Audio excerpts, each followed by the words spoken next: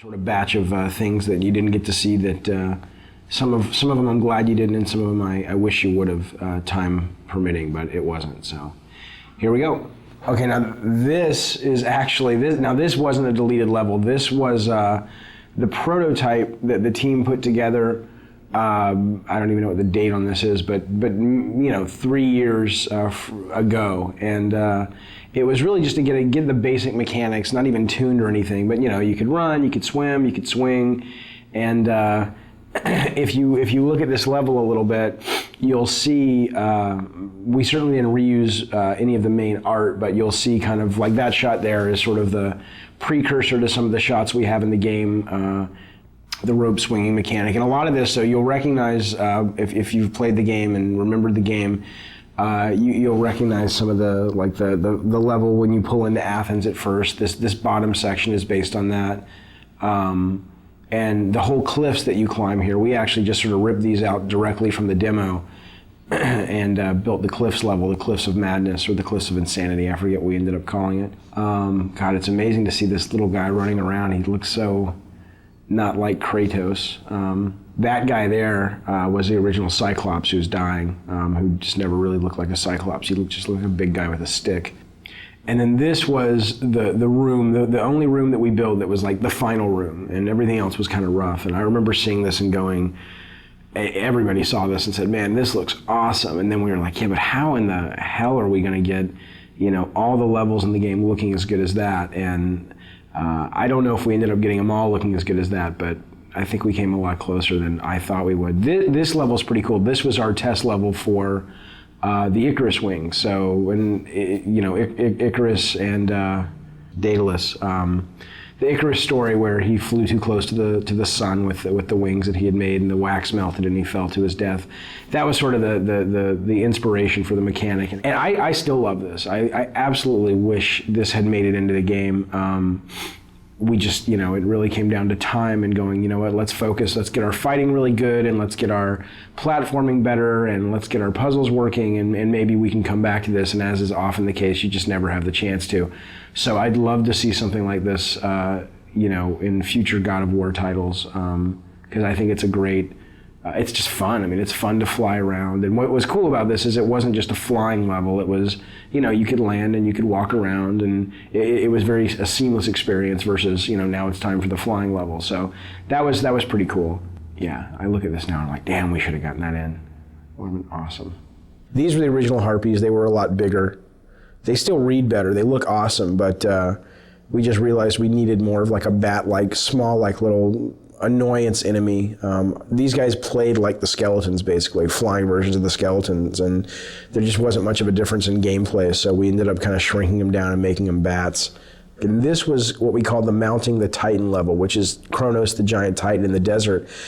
And sadly, right now, the only way you get on the Titan is through a movie. And originally, this was how it was going to be. You see this big thing, it's like a big watermelon in the background. That's actually Kronos.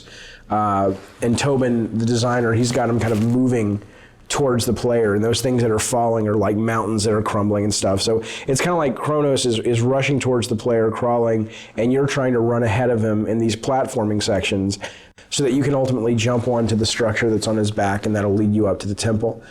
And I still love that idea. I really, really wish we could have done it. And it was just, we showed this to the tech guys, and we showed it to the artists, and they were just like, dude, that's going to take forever. This was the original boss. There was a boss that originally, look at that, that's awesome, that originally guarded Pandora's box. And again, we just didn't have time. And I know it's lame that that's the one thing I regret about the Pandora design, is that there are no bosses that guard the box. You have the Minotaur boss down below, and then we've got this conveyor belt section, and that's kind of it. And we just ran out of time. This was originally pretty cool. It was, you had this moving platform up above, you had this giant kind of harpy vulture in the center that was guarding the box. And she had these eggs scattered all around the level.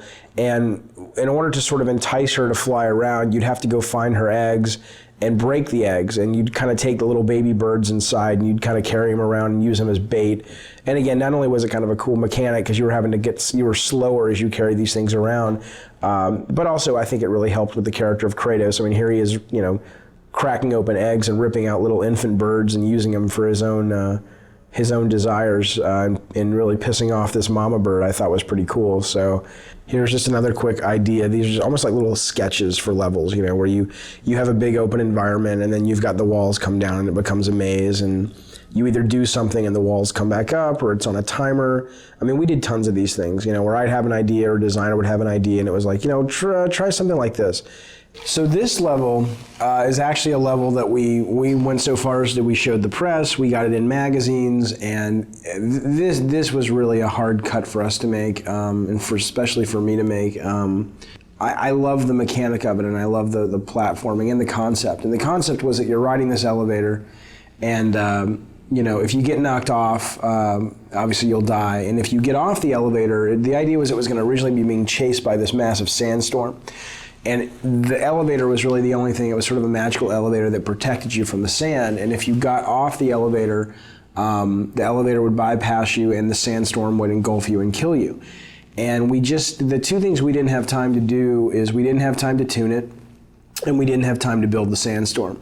But what I loved was this whole idea of, you know, getting off the elevator and having to catch back up with it. So, you know, you'd have these little forks in the road, and either you'd be forced, like coming up, you'd be forced to get off the elevator, or you could choose different paths. And if you took one path, it was more combat heavy, one path was more platform heavy. And as you can see, I mean, we had this pretty much finished from a standpoint of the art and the setup, but we were missing the big sandstorm and we were missing the tuning time to really make this fun, and so it ended up getting cut. This I love. This was great. This is great. I love this for the elevator. Now it gets smaller. I guess we talked about putting this in the actual, see, they suck. Whoever played this couldn't keep up with the elevator, but that was the whole idea, trying to keep up with the elevator. So it's tough. It's really tough when you have to cut ideas that you're really passionate about out of the game, but you do so you can make the other ideas that you do have in the game shine even brighter. So it's sort of a constant process, or it's a constant aspect of the process that's just a really tough thing that you go through, but I think it's worth it because it makes the overall product better. Some of the earlier characters that had been played around with, some of them again just didn't feel right for the time period. Some of them either felt overdressed or felt too fantasy. A lot of the concepts too got very detailed. There were lots of flowing things, and there was lots of hair, and there was lots of things that if we had to just model it, it probably would have been a little bit tougher to pull it off. There was one character I remember when I first saw it that had kind of almost kind of a tribal feel to it, a very kind of African feel to it, which I thought was pretty cool. Didn't say Greek, but at the same time when I looked at that, I thought, you know, that would be a pretty cool character to work with. We went through images of the lone wolf kind of characters where you might have a hero with a little baby or a dog on his back. So just to kind of give something different, you know, about the character and something that you can kind of relate to. One of the original concepts behind the hero for God of War was to come up with a guy who was, his whole face was encased in a mask. And we thought that going with a mask would be, you know, being able to paint his face in broader strokes so that when you were playing the game, he still had a lot of personality and you could still sort of read that when you saw the mask. But when we actually got it in the game, it ended up feeling very soulless and it didn't feel like the guy had a personality. That was always one of the big elements that we were dealing with. You know, and it was difficult because, you know, we would often hear, "It's not Greek enough," and we're like, "What does that mean?" I'm using a actual, you know, sometimes because we'd take it right from a Greek, some Greek sources, you know, and it's very Greek. But I think what we really started seeing was, okay, no, it's not. It's not Greek enough according to what the general public knows, and that's kind of what we had to go towards.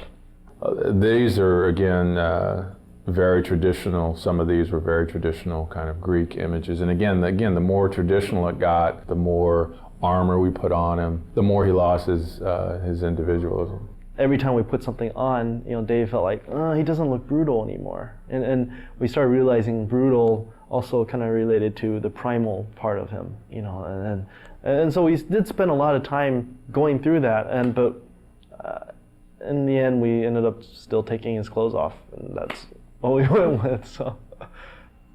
When I first saw this from Charlie, it was the first time that I really saw the brutal nature and the violent nature and the sort of the animalistic quality that would really become the foundation for Kratos. And I think starting to see these images was just like sort of confirmation that this idea could really work, and instead of giving him a traditional sword, going with these sort of chain blades was going to be much more dynamic and fluid and really fun to play with.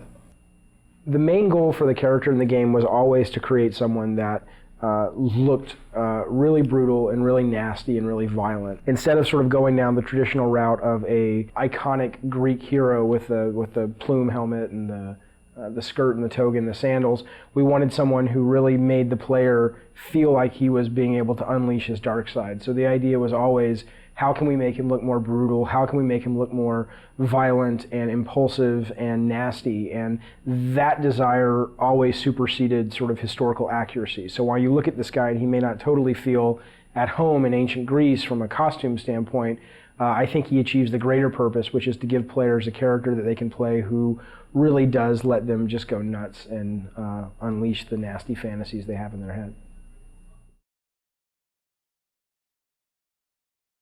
So the idea on the environments and trying to create a Greek world was trying to create a feeling that reminded you of Greece and that didn't feel too fantasy. So we were trying to walk that fine line between a fantasy game environment and a traditional Greek environment. And so part of it was again trying to get stuff that made it feel Greek, not Roman, but Greek. Okay, when we first start concepting out environments, it wasn't really defined as levels, you know. We picked out the important locations such as Pandora and Athens and Hades, and all I knew is like the game should feel really big, which means there's no like cramped area. It's more like challenge against the god and like huge monsters. So the look of the environment should be like huge, you know. So with each of the environments, what we tried to do was kind of move you through the world using color to kind of help move Dave's story along and kind of emphasize the emotional impact of what he was trying to, of the story he was trying to tell. But at the same time, if I've just come out of the ocean, where I'm battling the Hydra, where we've got, in that case, you know, there's more kind of greens and blues and things like that. I don't want to go into that same scenario color-wise again. It's like if I did the whole game in black and white, you get probably bored with it after a while. So one of the interesting aspects, especially in the Pandora section, was a lot of times you'll see multiple iterations on statues as well. And one of the reasons was that one of David's idea was he wanted those statues to come to life, whether it was Atlas or Poseidon rising out of the water. The things that were in that environment, the objects, the architecture, those types of things reflect what was going on, again, with David's story. So in Pandora, as an example, that whole sequence is about an architect who, in David's mind, is basically gone mad.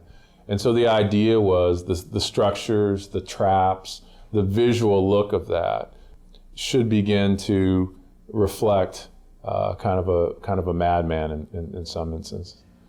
I did that piece, even the level of the design wasn't solid yet. So, but my own interpretation, I was thinking it's like things are like there's no gravity, but at the same time things are like kind of shifting all the time, and there's infinite distance in the back. Things are flying, falling, exploding.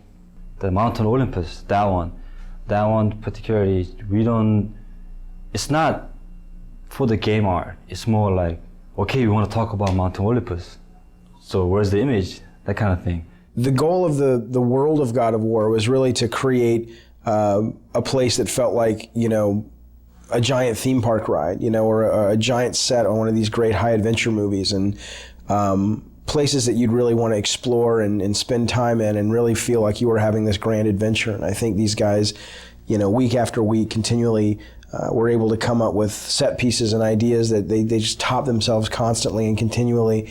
And they've really given us this great world to play in. And I think they did an amazing job. And I'm so grateful as a player that I get to actually play in this space. When it came to the characters and monsters and creatures that our hero is going to encounter, we're dealing with characters and creatures that everybody is familiar with. Medusas, Cyclops, centaurs, minotaurs. One of the things that we had to do with all the characters, and I think you'll see this as you look through the concept art, one of the things that was very important to me was that when somebody looked at any of our characters, that they knew what they were. So what we could do basically there, as long as the character was down on all fours and I had 3 heads, you probably would accept that character as a Cerebus. Whether it was a werewolf, whether it was a dinosaur, again, you would still accept that in our world and what we were doing in terms of building the mythology we were building, you would accept that.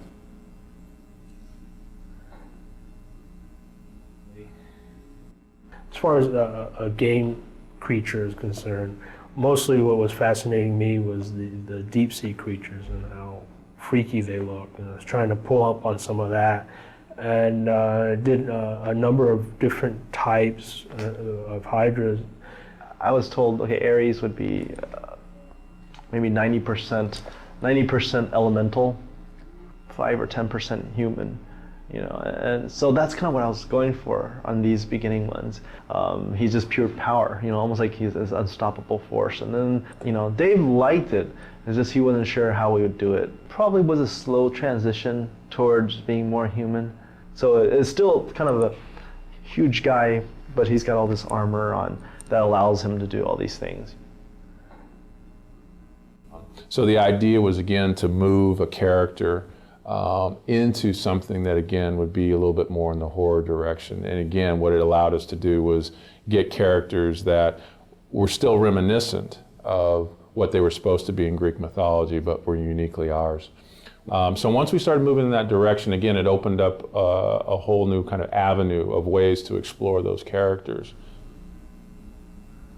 What we really wanted to do was keep people immersed in the mythology, in the Greek mythology, but give them a different kind of experience when it came to the characters and the creatures.